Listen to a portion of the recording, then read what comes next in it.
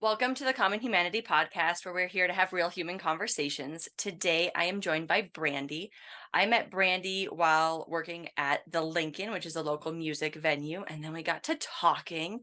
And then, after months and months and months, I convinced her to talk with me on a screen. And yeah, there's a few things I know about Brandy. I'm gonna let her get into that, but we're just gonna start with Brandy. Who are you? So I am a colon hydrotherapist, right? I'm a poop enthusiast. I'm somewhere between an overly glorified plumber and a personal poop coach. And I'm a strong advocate for the power of the positive poop. I'm I wouldn't necessarily say a butt girl. I am a gut girl, right? So perhaps so those are the fun facts about me. Um I just my whole passion and drive, everything it's all gut health related. Okay, so when, like, can you pinpoint when in your life you were like, I actually wanted to learn about this and then, learn about it and then eventually become a practitioner in it? Okay, well, so I went to many years ago. I went to school for massage. I really wanted to get into the holistic wellness and all of those things. Um, Turns out in the state of Florida, colon hydrotherapy falls under the umbrella of massage therapy. So you have to be a licensed massage therapist first in order to go on to get a second licensure through the National Board of Colon Hydrotherapy. And while we were in school for massage, there's so many different modalities of massage. And we had to do I guess like a round robin. Like everybody had to do a report on a different modality. Nobody could pick the same one. And when I found out that colonics and colon hydrotherapy was a modality, I'm sort of like a 14-year-old boy, right? So I'm like, but fart, oh my gosh, this is the report for me. Like this is the one I'm picking. And then I became so intrigued. I think prior to that, I thought like the mind and the brain and the interworkings were like the coolest organ of the body and stuff like that. And then I guess my love for the less desirable, right, just kind of intrigued me so much that I found out that this highly underrated body system was so unique. And I guess that's kind of how I got into it. And then of course I had to go and have a colonic to see if it was something I actually wanted to do, which was an interesting experience. And then I was hooked. I was hooked. All right, so if you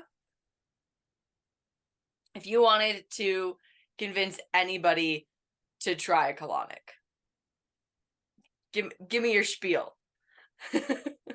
Well, I mean that's kind of a long one, right? Like ultimately, why should anyone try a colonic? Well, because most people are constipated, even if they don't think they're constipated, right? And if you're constipated in your gut, then you're sort of in a way constipated everywhere. And all these seemingly unrelated symptoms, just like blurry eyes in the morning, postnasal drips, the arthritis and pain in your body that we think is just common for getting older can all be traced back to the gut, right? Colon cancer is it's the second largest cause of death in the United States, second to heart disease. And arterial hardening, which can be linked, right? Arterial hardening, which is a contributing factor to heart disease, can be linked directly back to the gut. So ultimately, 80 to 90% of all diseases and conditions can be linked back to gut health. There's a huge argument that death begins in the colon. So why would anybody try it? Well, because I don't know about you, but I want to live forever and I want to feel good for as long as I'm living, dang it. I agree with the second part, maybe not the first part. I don't want to live forever, but I do want to feel good as long as I'm here. I feel like if I can cap out at 100 years, that's enough. That's enough for me. I've Well, been it's here like for it just keeps 36 getting years. And it's like, better. yeah, yeah. Um, so so if you went into massage therapy, Mhm. You said you wanted to get into like that holistic wellness. Hmm. What stemmed that? Like, was it, I don't know, what was your aha moment where you're like, I want to do something that like cares for other people?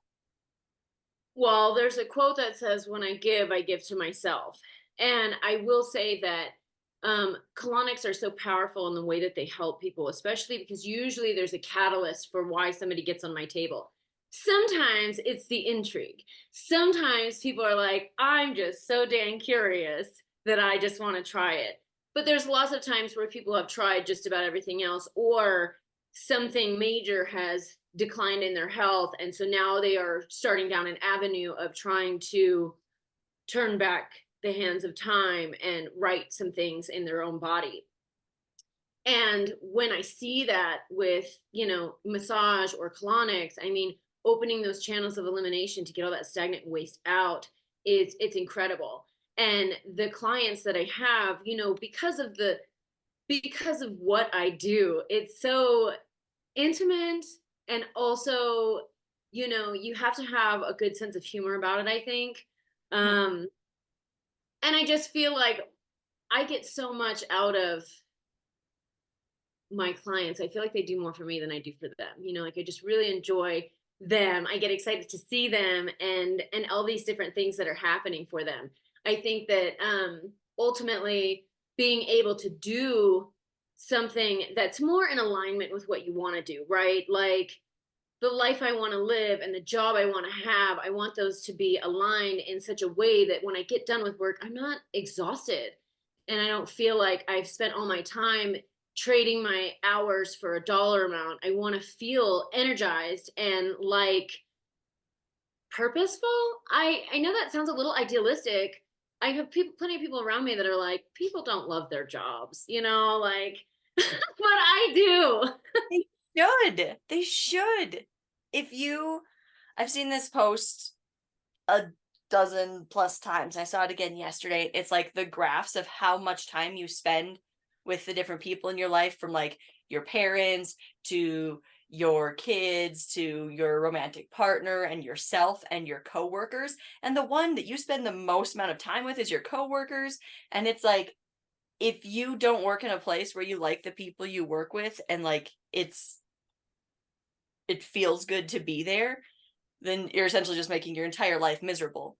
Um, and some people don't have coworkers per se, um, but I feel like it's kind of the same thing. Like if you're not doing something that at least most of the time you are enjoying, because I think there's parts of every job that you dislike because it is a job. Like, would we all rather just be like sunbathing and eating fruit and like whatever all the time? 100%. But we developed these big brains and we got to do something with them. So, like, being able to do something that brings you joy. And I know people too who have said the same thing, like nobody likes their job. I'm like, I I will only do something that I enjoy doing, like understanding that there are going to be bad days because again, life, but if it gets to the point where it's not the, like, it doesn't have to be the only thing that brings me joy, but it can't be the thing that's like dragging me down, because then I'm not experiencing this life to the fullest and how I want to. And then what's the point? That's my existential crisis for the morning. Um, but yeah, I love that you said like that you get more out of them sometimes, because I think that's something in any helping profession, which I would call this a helping profession, right? It's, first of all, it's something that um I don't know if it's something you can do for yourself necessarily. But it's probably not as efficient. Let's put it that way. Well, I'm a huge proponent for enemas as well, Yeah. and that's maybe a conversation for a different day. And they're not exactly the same as what I do, but anybody can do that. for themselves, although most people are a little bit frightened about that as well and don't really know what to expect and such like that. So, but I do know some colon therapists that do this on themselves. And I have considered, moving my table and trying to figure out how I don't know. I just feel like there's a potential for a lot of things to go wrong. Right. That's why I was thinking, okay, so can you tell me what is the difference between a colonic and an enema? First of all, no, let's backstep before we get there. Yeah. Tell me what an enema is, then tell me what a colonic is, and then explain the difference. Can you do that for me? Okay. So ultimately, let's just start with what a colonic is, because a lot of people they don't even know what a colonic is. Mhm. And maybe I've never even heard of such a thing. So a colonic is water that's inserted through the rectum, right? And goes into your large intestine. So your colon is your large intestine. It is as tall as you are. And so it's a lot of surface area, right? So it's water in through the rectum. And basically, it's utilized to give your colon a bath and help facilitate the removal of trapped waste, stagnant waste, and debris and gases and such like that. So I administer water through my clients into their abdomen, do some massage, and help them go. Ultimately, it's through a scope that has a water in hose and a waste out hose. So while they're on my table, water is entering into their body and waste is exiting their body through a hose into a sewer line, never to be seen again. So there's no embarrassing sounds or smells or anything like that. But they are having several infusions of water and also sort of simultaneously, having waste removal, like having bowel movements during the session. And then after the session, they are able to get off the table and go into the restroom to have any final releases that they would like to have. So an enema is similar, except that it can be administered at home by yourself. And it's like a bag that you fill with water and you would hang like from your towel bar, and you just lay on your bathroom floor, and it has a slightly smaller hose because it's just water in, and you allow water into your body, and then you remove the little hose thing, and you try to hold the water for as long as you can, and then when you feel the urge to go, then you go sit on the toilet and try to release it. So the difference is one is a single infusion of water, and also because it's a single infusion of water, you're really only washing the first 8 to 12 inches of your colon. Well, it's really your rectum, right? Which can be very beneficial to people because usually that's where the majority of stuff is that's most ready to go. So one is a minimal wash and one is a full service detailing. The other thing is that with the particular method that I use, right, the colon is a muscle and it can lose its shape and tonicity. So sometimes when people are constipated, and women are notorious for having a slower transit time and a weaker colon. The muscle itself, the peristalsis, the push that your body does to move stuff, is weak. So with the waste out hose, we use a flexible hosing, and when waste comes through, it should come through in a stop go motion like this, just like your heart pumps blood, kind of, but waste. And so I'm able to see how strong or how weak somebody's peristalsis is. And then I'm able to pulsate that waste hose, which sort of acts like a turkey baster, right, to help pull waste, right? But it's also like taking your colon for a walk because it's mimicking that musculature and it's strengthening that colon, right? So sometimes, depending on various times in our lives when we've either been super stressed out or constipated, we can have super tight narrowings of our colon or wide ballooned atonicities behind where there was, a lot of constipation. And those shapes, the shapeage of the colon can also affect somebody's ability to be regular or have a normal transit time. So when you do a colonic, you're also effectively reshaping and retraining the colon to function better. So it's not, excuse me. It's not just a washout, right? It is a waste removal, but it's also like a functional training session. That is, my brain was just like, Yeah, it's a lot of information, right? well, because I mean, I feel like the whole musculature thing should be obvious. There's so many things that should be obvious. Um, but the way you put it of like almost taking it for a walk, like Yeah. that, it's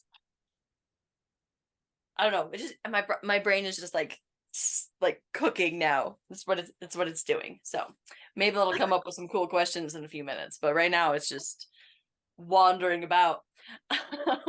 What's interesting is that, when people come to me and they have, and they're not just doing a preventative maintenance, like whenever I have somebody who is actually having, you know, constipation or suffering with something specific that they're trying to right, it's measurable. When you do a series of colonics, just like if you go to the gym, regularly, not just one time, this is a strength that the clients can feel. It's measurable, right? And we can see it and track it. And I take really detailed notes. My clients love this, right? I have all their bathroom habits.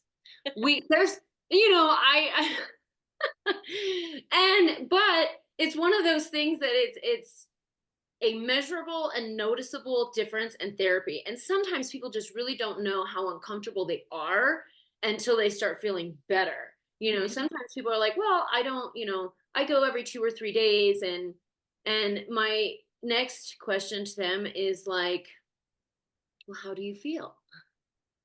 And they're like, well, I feel fine unless, like a week goes by and then I feel, terrible. And I'm like, well, it just happens so slowly over such a long period of time, right? And Yeah. who has time for butt stuff? You've got kids to pick up, you've got a meeting. You don't want to go to the bathroom at work with, in a public bathroom type stall where you're going to see Carol later and she can see your shoes and you have, like you just hold it.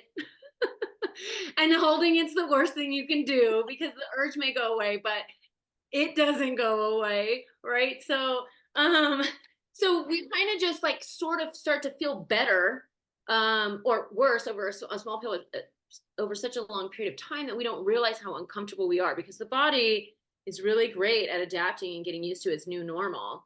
Right. And when you start to feel better, you're like, how did I ever function like that? Right? I agree. I've had this conversation with numerous people before, whether it's in like the fitness industry of getting people into the gym, whether it's nutrition, like people just don't realize that what they're consuming is making them feel like crap until they stop consuming it and they start to feel better. Like it's this whole concept of you don't know what you don't know. Right? And it's like, I don't know, it's always mind blowing to me because it is also, I don't know if you saw my eyes pop out of my head. And I've heard other people say this before, and I'm just like never believe them because it's not my life. But do most people, like, because you deal with a lot of people's poop, do most people poop every couple days? You know what? It's more common than you think for people to be irregular in that sort of sense and still feel fairly normal.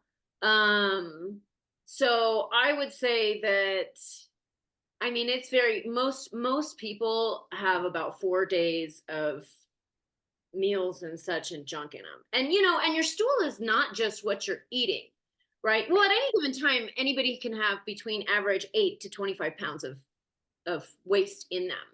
Yeah. But it's not just what you're eating. Only a third of your stool is actually what you're eating. The rest of it is bacteria, both living and dead. And then also, your body is made up of thousands of cells, and all of those cells are constantly regenerating. And so all of the waste byproduct and everything that's, sloughed up, I mean, it has to go somewhere. You have to move it out. So it goes into the waste management system, right? So it's not just food. And it's also medications that we're taking.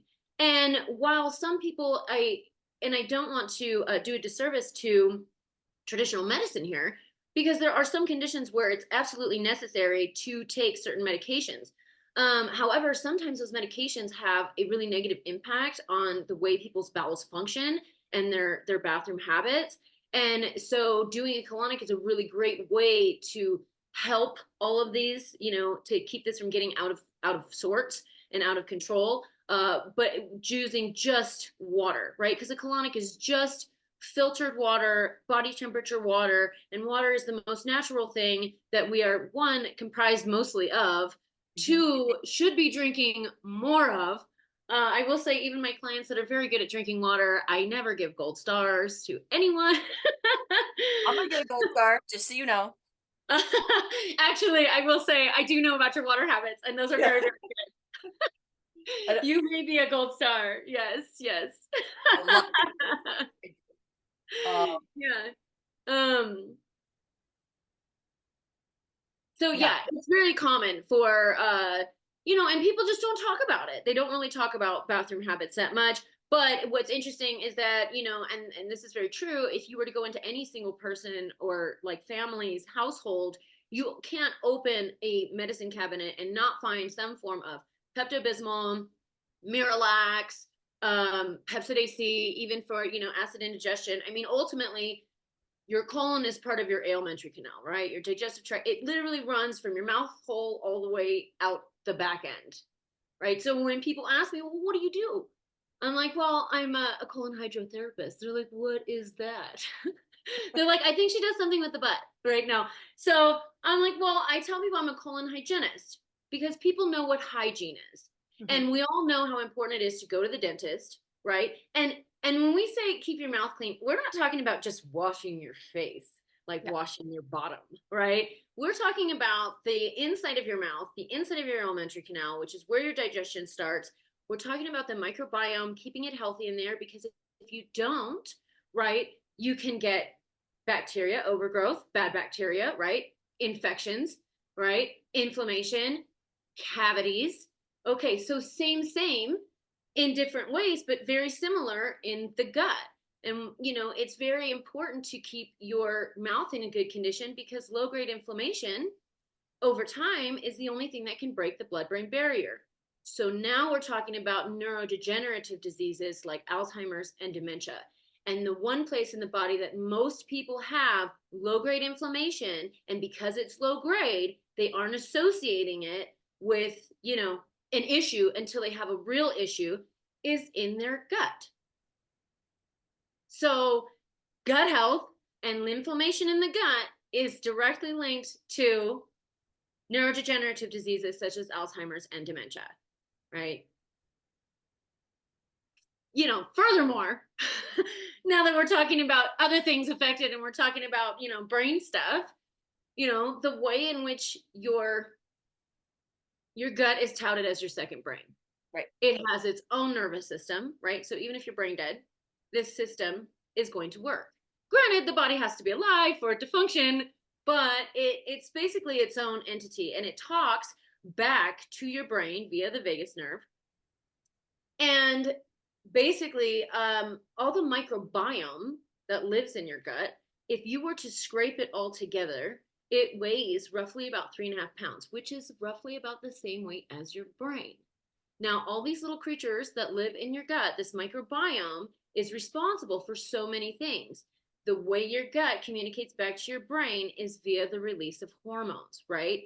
Now, some of the well known neurotransmitters, right, like serotonin and dopamine, are also hormones, and the signal receptors for those to be released are in your gut. So when your gut is in dysbiosis, right, then also some of your mental health can be affected by what's going on in your gut. People realize when they start cleaning their gut that things like anxiety starts to decrease, their depression goes down. In fact, and this is very scientific, you can fact check me if you want, depression and constipation are linked. So if you're not pooping, you're not happy. That's honestly, I mean, you say that, and I'm just like, I I mean, I probably poop. My dietitian and I talk about my poop pretty much every time we meet up. Um, and I'm a I might not be as much of a poop enthusiast as you are, but I'm definitely a poop enthusiast. I very much think that you can't have an honest relationship with somebody unless you're willing to talk about your poop with them because um yeah, I have taught my kids like they should look at their poop when they poop to see like how things are going in there. And they're like, my tummy hurts. And I'm like, well, that is the wrong color and texture. That it's like there's something that you should probably we got to work on. And but they're kids, and so they don't care yet. So I didn't either when I was their age. right? And my grandmother and her friend Gladine, right? Like they would be talking about poop stuff. And I remember thinking, what? Like bowel movements were such a big deal that they Mhm. were conversating about them regularly. And as you get older, I mean it is a big deal. It's a very big deal. Yeah. And I mean, if we get to the point where we could like teach kids to care about it, then that would be fantastic. But now working on the like getting adults to care about it and care about themselves. But yeah, no, I would say that happiest years of my life have also been the years that I have like I poop on a schedule. Like like probably unless I'm super stressed, my like, you could literally within 10 minutes of certain times every single day. Yeah, yeah. Well, koalas are creatures of habit, Yeah. right? They're creatures of habit, and I think that's why sometimes issues can arise because if you're on a schedule, but you're also traveling to Fort Collins or going on a road trip, and you stop at a gas station bathroom, you're like, oh no, your colon's like, no, no, I'm not gonna do that, and I think that's why some people get a little bit nervous about coming to get a colonic, right? Because they're like, that's not where I normally do those things, right? Colons can be very shy. They are creatures of habit, and they generally like what they like and what they're used to. That is fair. Oh, I was gonna say something about the gut biome. What was I gonna say? It was gonna be brilliant. I'm sure of it. Um, maybe I'll think of it again. Question. When, at what age do you think is whether it's the first time someone should get a colonic. Do you think are there limits to that? What do you recommend? Okay, so I always recommend that. So when it comes to age, it really just depends because sometimes children can have lots of problems, right? So generally, technically it's sort of like the car seat thing, right? And you're like, if you're at least 5 years old and this weight, then but for me I'm usually like 10. 10 is a good age, for I used to have a 10-year-old that would come see me twice a week for constipation. And and it's not something that they have to continue to do because really once you get your colon functioning right, Right. right, and retrain it because it's a muscle, it has memory just Mhm. like any other muscle in your body, then it's not something that you have to do as frequently. So when we talk about age, I mean, generally people come see me when they're I well, I guess there's no right age. I guess whenever it feels right for you. Mhm. I'm always like trust your gut. It knows. Yeah. Right? But when people do come see me, I always say do the first one to see if it's for you. Because it is a different kind of experience. It's not painful. It's just more or less there's an art of letting go, right? So for it's really interesting, people who are very have control issues a little bit or like to be in control of things. This is not one of those situations that you can be in control of very much. You just kind of have to go with the flow. um but then I usually suggest it just depends on where someone's at when they come to see me. How much positive change are you trying to inspire in the body, and do you need to see? If somebody hasn't done them, I mean, obviously the stuff that is in your gut and can stay in your gut and, get stuck to your gut lining. And that's a whole process that we could talk about later.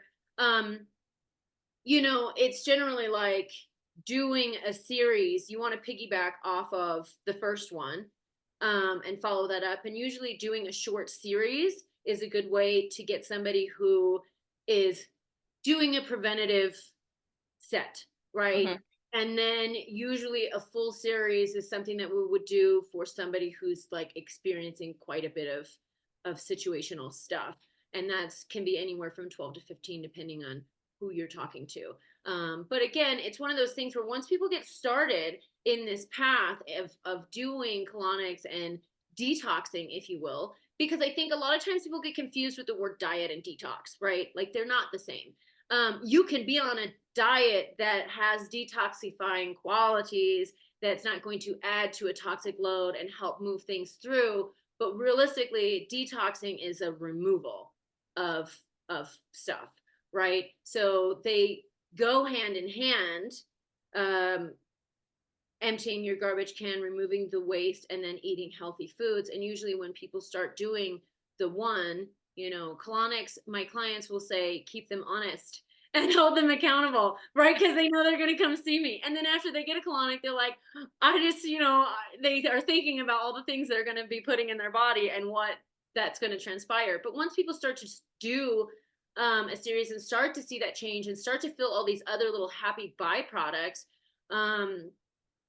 that's not just pooping better, but just feeling better and clearer vision and less like stiffness in their joints in the morning or weird pains, or their skin starts glowing, they have more energy and all of these things, right? Then they generally, after a short series, want to do a full series. It's kind of like its own little journey of that's exciting. And it's a little bit different for everyone. So we just kind of track as we go. And, I think that it's very important to leave the power in the hands of the client for them to decide what's right for them. Yeah. I'm I don't peddle my colonics. I'm not a, You're not out on the corner with like a little covered wagon behind you, standing on a soapbox, like singing songs about how it's going to cure everybody's lives. Though I would not put it past you to sing songs about poop. Oh yeah. Oh yeah. I remembered the brilliant thing I was going to say about the microbiome. Are you ready for this? Yeah. When you were talking about it, it reminded me of Men in Black and the little alien inside that's like just driving the Yeah. person, except it's little aliens inside our belly just driving us around. Well, and what's so interesting about that is that, okay, so what we didn't talk about was that, so your microbiome, so for all your human cells, and there's a lot of them. I mean, we're dense, right? Like there's a lot of them. Your gut microbiome outweighs your human cells 100 to 1, which means you are actually only 10% human, right? So who's driving this thing, right? So when I feel like I've got a sweet tooth that could kill a moose. It's this my lot in life. And every time I feel like I need to order dessert before dinner, right? Because I've always been that way. I am wondering who's driving this thing. And that's another thing too, when people start doing colonics and then certain cravings will dissipate because there's just certain things in there and certain receptors that are going off, right? I need. It's like the mouse with the button, right? For morphine, right? And so same. I just want to get a t-shirt that says my microbiome made me do it. I bet people would buy it. I think they would. Be a great little thing to sell in the shop. Anyway, sorry, my brain just went into like how to sell t-shirts at your store. Okay, so I I'm want to gonna know a get little. I'm sorry. I was Oh, like, go, I'm gonna get a t-shirt that says, like pooping is cool. yeah, I think I'm just going to like my new work shirt instead of a scrub top, like maybe I'll just get a t-shirt that says colon whisperer. yeah, I don't necessarily want to call myself a colon whisperer, but it is the part of the body I talk to the most. yeah. Also, like I know they can't see it right now, but her studio. Is that what it's called? Studio? Yeah, I Okay, would yeah. call it a studio. Her studio has some of the cutest butt related art that I've ever seen in my life. It is just, it is fantastic. Uh, that pillow that just has butts all over it. It anyway. Well, I gotta get people laughing. People are usually nervous when they come to see me, right? I deal with a lot of nervous people. Yeah. Um, and which I love, and it's fun because people always have a really good experience. The more nervous they are, the less likely the more likely they are to have like this really wonderful experience. And so you get people laughing. People always leave my studio in a good mood. I mean, let's face it, you can't have something in your butt and be in a bad mood. It just makes it worse, right? So I have clients that tell me that, like, if I'm having a bad day, I feel like I need to come here. Um, Never a what bad day at Gravity Bar. um what what is the worst experience, whether personally or professionally, that you have had? Oh.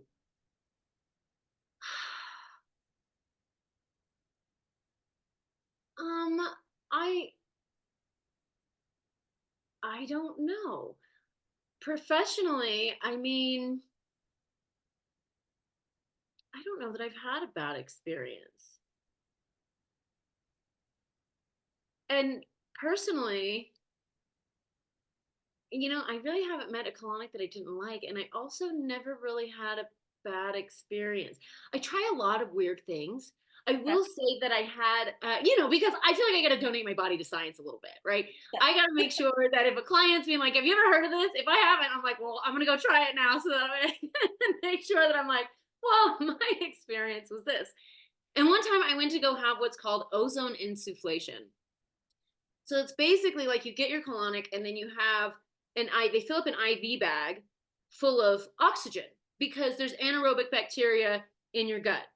And then afterwards, there's a bag of oxygen, and then there's like an enema hose and I guess scope insertion piece on the end of it. And after your colonic, you insert this into your rectum, and then you like roll the bag closed so that you're pushing the oxygen in through your rectum. Now it makes sense to me, right? There's anaerobic bacteria in your gut that doesn't like oxygen, candida and such. And seeing as how I have such a sweet tooth, and that's really my my lot in life, I was like, well, yeah, I'm gonna try this. And it was a very interesting, I wouldn't say it was a bad experience. I would say it was different and it felt different. It's just it was the reverse air effect, right? Yeah. So And would you ever do it it was again? the most interesting. I would do it again. I would do it again though. So, I was it was a bizarre sensation. But I'm sort of adventurous by nature. And so I don't like pain, but it wasn't painful. It was just kind of weird, different. Different. Life is all about experience. So, Okay. so Does not have to be poop or bowel or colonic related. What is the most interesting experience that you feel like you've ever done? questions like these are just so vague that I'm like, what is the most interesting experience? Hmm. I'm like scrolling through my mental Rolodex, Yeah. and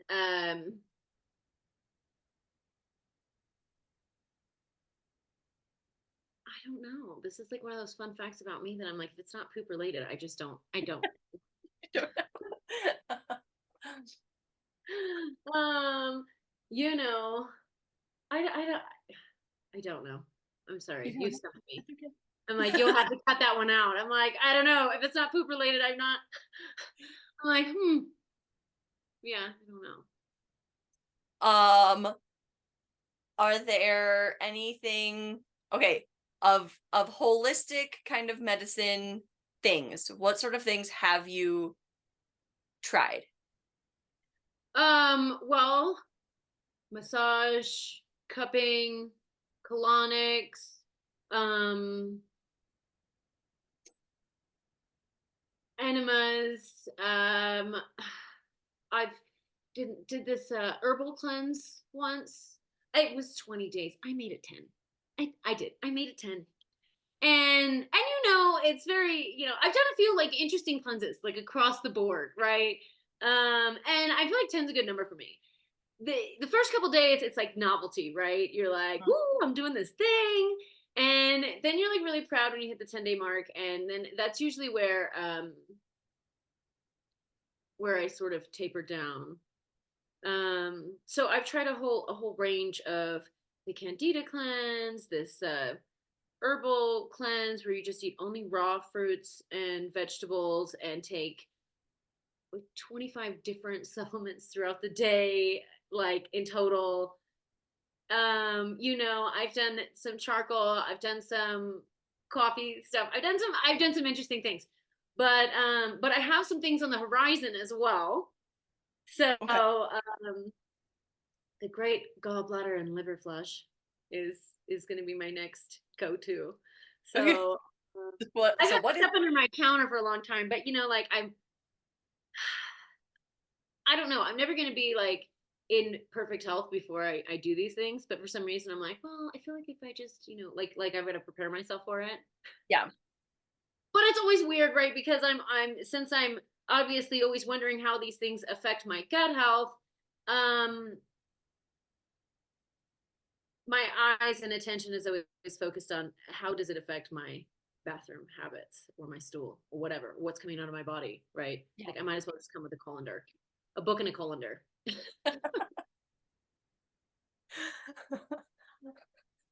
I know, right? People are like, oh my gosh. It's fun to know me, right? Because people go out in the second that somebody's like, what do you do? There, people who know me are like, oh gosh, I gotta walk away from this conversation. It's gonna be a whole rabbit hole of like, Of but poop stuff. right, but I love poop jokes. Um, I mean, they're What's not your my favorite poop joke? well, I love poop jokes. I mean, they're not my favorite, but they're a solid number two. Yeah. Okay. So because and this isn't a joke. This is actually true. The fact is that I mean, my number one is your number two, and that's like pretty much my motto. And I think people think I'm joking when I say that, but I'm not. Like that's my day in, my day out. I think first of all, I'm so happy that you found your calling. Because Who knew? I sure didn't when I was 6, right? Maybe that's why I never like really knew what I wanted to do. I'm like, I can't put my finger on it. I just hadn't found it yet. To be honest, I really wanted to be like, I think at some point, you get into all this holistic stuff, and I don't want to say that I'm super woo, but I'm super woo, right? Like I can dial down my woo depending on who I'm talking to, which I think is important, right? But I think I always wanted to be like this intuitive. I imagine myself as like Mommy Fortuna, like with the cards and the crystal and all the things. But like really what's interesting is that when I'm most intuitive, I'm like one of those fortune tellers, not a fortune teller, but an intuitive person that like needs to hold on to somebody. It's like a personal belonging of somebody. It's like yeah. only when I'm staring at somebody's view tube, right? When they're on my table, do I have this like sixth sense about about things. So like, who knew that that would be the intuitive person that I would become would be, while someone's on my table, I'm like, how's your mother? And they're like, how did But okay, so it's super interesting though. So my body work guy, right? Getting a massage one time, and there was something, it was in my left shoulder, and he was just like, this is holding on to something and I can't get through it. Like you have to like, and he like literally told me I need to take a moment, have a conversation with my shoulder. And so like I did. And it was one of those things where like, it does not matter how much he pushes, there's something else going on because our bodies they hold on to all sorts of things. They hold on to trauma, they hold on to stress, they hold on to joy, they hold on to like there's been different points where he's told me he was just like he'll be working through my knees and he's just like, yeah, this holds on to like relational stress. So that's like your knees hurt because you have relational stress. And I'm like, yeah, because I'm fucking socially awkward everywhere I go. So yes, exactly. I don't know how to people. Yeah, but it's just crazy because there are people who are like that is their intuition is being able to whether it's their butt or their muscles or whatever, right? Like you can tell what someone is feeling like long term or what kind of stresses and things that are ailing them, how they hold their bodies. And it is super interesting. Well, I see this a lot. Like oftentimes, even as a massage therapist, you have a client on the table, you go to massage their arm, you pick up their arm, and you're Mhm. like, just relax. And they're like, I am relaxed. But if you were to shake it, it's not like limp. It's like they're still holding it. And I'm like, Yeah. oh, you don't know. Your normal state of relaxed for you is still a state of tonicity. And so the same is true in the gut, right? In the colon. And part of that is because, like you said, I mean, the body's keeping score. And anytime, especially when it comes to an emotional response, whether you're super excited, like if you're getting married that morning, and they're like, you should eat something. And you're like, I'm too excited. I'm not hungry. Right. Or if you're at dinner with somebody that you love and they say something to really get your goat, and you're like, you know what? I'm not hungry. Take this meal away. Or something that's just traumatic and devastating. Then sometimes people won't eat for days. And what happens is all of these things they do a stop go motion in the gut, right? Because when you're excited or nervous, which are basically the same Mhm. iteration, right? Um, or variation of the same root. They cause your digestive tract, that nervous system to stop and go. So it's almost like a record of that stop go motion and can affect the function of the colon. And they can hold on to things. And even though our mind is like, oh, I don't think about that anymore and I don't let it bother me. And like it's really good at compartmentalizing things, in your muscles where it's stored, your body is very different. And so sometimes things have to come up before they can come out. And a lot of times when people start doing, a series of colonics, and here I'm going to sound a little woo here, but you know, um, people will sometimes have emotional releases, and I can tell when like the colon is holding, right? Mhm. And unfortunately, it's a smooth muscle like your heart, so you can't just like force it to work. It's not something you can like really go out and actively engage that muscle, if like you would at the gym. So sometimes I ask people when they're on the table, I'm like, because people tend to know themselves. Like, do you hold grudges? Yeah. And it's very true because if they do and they're like, oh yeah, and it's like it's very indicative of the way that they're holding in their gut and their body, anywhere, but specifically that's the part of the body I work on the most. But and the opposite hand of that, it could be sentimentality, right? That's also the same. Are you really sentimental and need to hold on to things and have a hard time letting go of things? Like, I mean, I have a baby blinky. I don't think I'm ever gonna get rid of it. Like never, never. It looks like the swath of Jesus. Like it's so old. It's like falling apart and like it's so embarrassing. But it's mine and I love it and I'll never let go of it. In fact, I want to be buried with it. So It's there it is. There's a fun fact about me that most people, I don't know, maybe don't know. I mean, I am I am that person on a massage table where they're like, relax. I'm like, I am relaxed. They're like, obviously not. I'm like, well, this is as relaxed as I get. So this is what you get to work with. All right, we're gonna move into our little game. Okay. So you get to answer first. First question: what musical instrument would you like to play or master? Ooh. Well, okay. Well, when I was younger, I always wanted to learn how to play the trumpet so I could be in a cheesy ska band. Right. But you know, I grew up in Northern California, and like, even though I wasn't Southern California, a lot of my favorite little ska bands and stuff were down there. And I went to go see, oh, Mo was the singer of Say Ferris, and I just well, there's so many good ones, but you know, and when I just growing up with a lot of like ska and punk music, I really wanted to do that. But I also sort of wanted to, like, you know, before I knew I wanted to be a colon hygienist, I wanted to be a world renowned photographer like Richard Avedon, you know, or Irving Penn. And I wanted to like travel the world, and then at nighttime, like my pseudo side, my other self would play the piano in little swank bars, right? And sing really like crass lyrics, but very casually to like elevator style music. So people would be like, did she just say it? Just keep on, you know? But yeah, so somewhere between those two is probably where I landed. I love that. Also, I don't know if I started playing trumpet before or after my love of ska, but those are definitely related.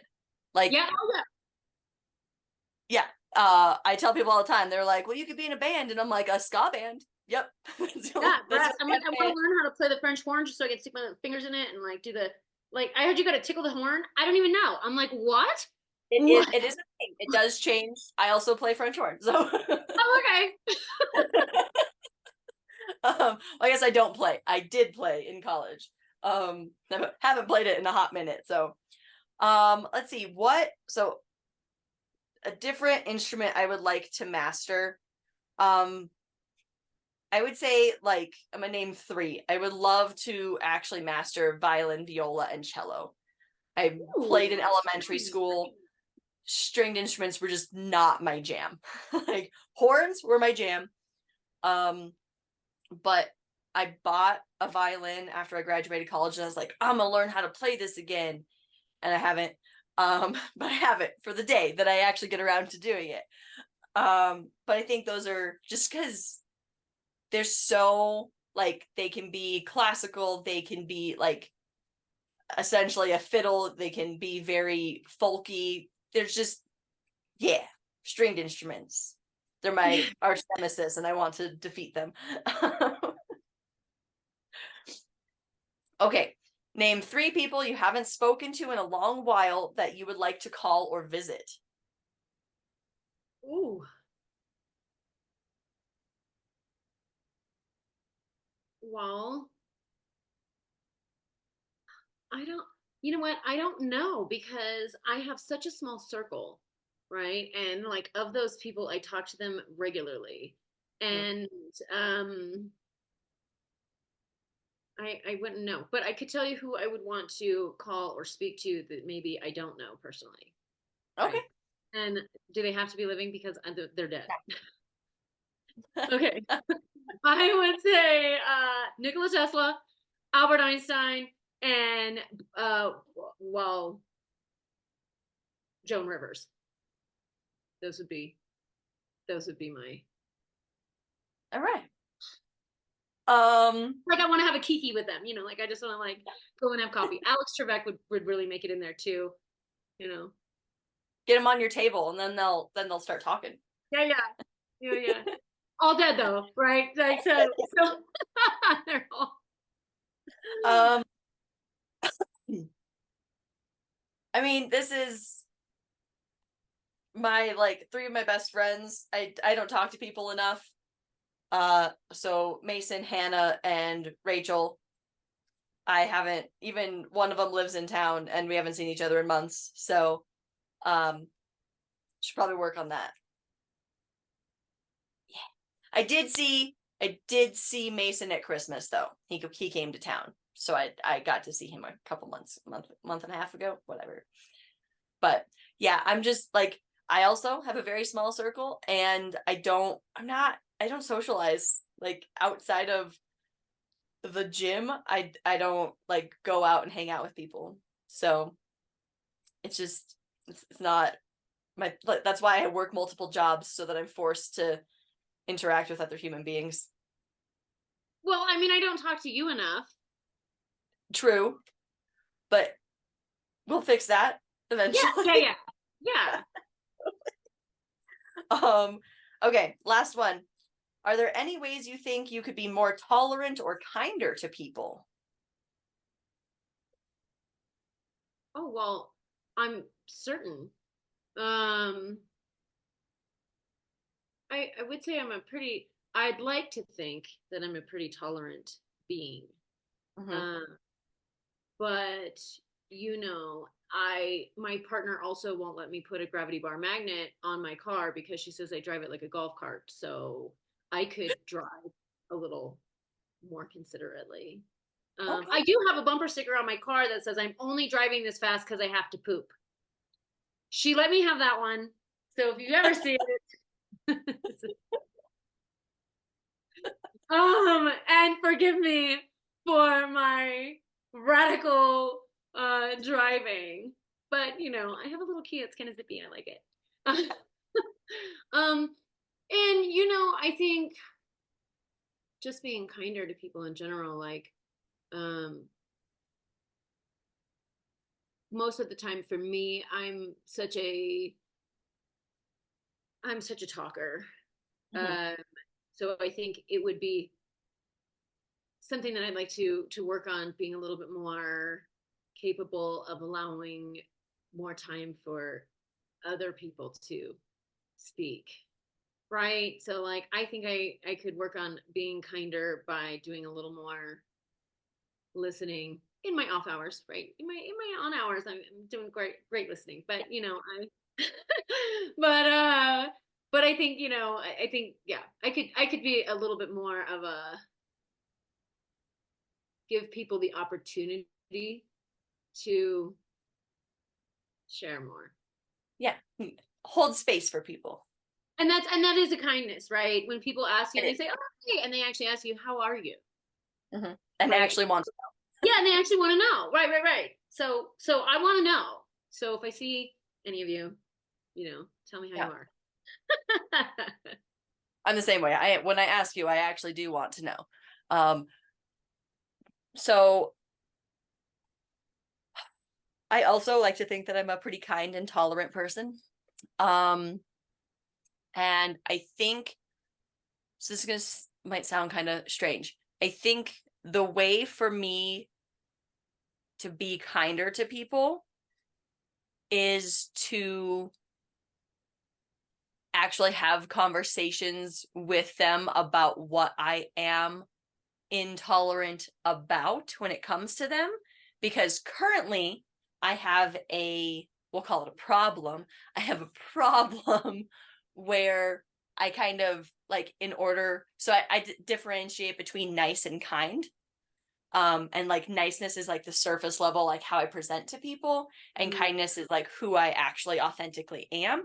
mm, And um, especially lately, I feel like I've been being too nice, and I've been like, so in doing so, I'm not bringing up the things that are bothersome to me. And so I'm just kind of like holding that, and then it sort of turns to resentment and it kind of builds. And I think for me to be more kind, it would be to find a way to have those conversations so that I'm not holding on to resentment for people because I haven't had the courage to speak to them. wow, Yeah. that was like incredibly deep. And I think you're right. Like now I'm rethinking mine. Right? Like I'm like yes, I need to do that one too. You know. Yes. I think we'd all like to think that we're tolerant and kind, and like finding those ways to improve upon, like, I think you're right, being very true to yourself and being very honest with people is probably the greatest kindness you can give them. um Even if it's not something so offensive, even if it's something like them just inviting you somewhere and your plate is full and you're just like, I can't, you make up some excuse instead of just being very honest, like on why, I just don't have the capacity. Like I'm just, Yeah. and being able to say that is a truer kindness than being like, oh, I'm it's like it's a white lie that doesn't really hurt anybody, but it's not authentic. Yeah. So Well, see, I feel like you say it doesn't hurt anybody, but if it's inauthentic, then it is right, right. hurting you. Yeah. So yeah. All right. Very last question. If there's one thing the world needs to know, what is it? Ooh, what goes in must come out. Okay. Sorry. Everything comes back to that for me. Which is totally fine. Well, Brandy, thank you very much for joining me on the Common Humanity podcast and talking about poo with me, because you're by far the person I've met in my life who is most comfortable talking about poo with me, and it's refreshing, honestly. So Thank you so much for having me on your podcast. I really, really appreciate it. It was a lot of fun.